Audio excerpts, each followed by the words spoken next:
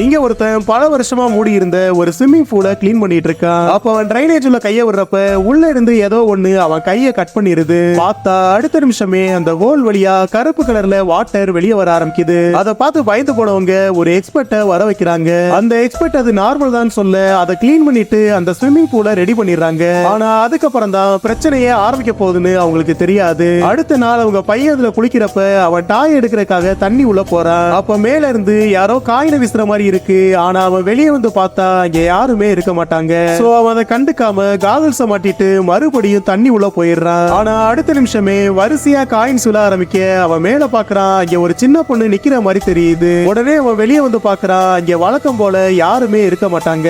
அப்ப திடீர்னு அங்க இருக்க ஒரு ஹோல்ல இருந்து அந்த சின்ன பொண்ணு உன் டாய் என்கிட்டதான் இருக்குன்னு கத்துற மாதிரி சத்தம் கேக்குது. அந்த பையனும் பயந்துகிட்டே பக்கத்துல போறான். அப்ப அவன் டாய் அந்த ஹோல் உள்ள இருக்கிறத பார்த்துட்டு அதை எடுக்கலாம் ட்ரை பண்றான். ஆனா அந்த டாய் முழுக்க முடியால சுத்திட்டு ஸ்டக் ஆகி நிக்க அவன் ஃபோர்ஸ் கொடுத்து இழுக்க ஆரம்பிக்கிறான். பார்த்தா அந்த டாய் வெளியே வந்ததுமே ஒரு கொடூரமான கை வந்து அவனை பிடிச்சிருது.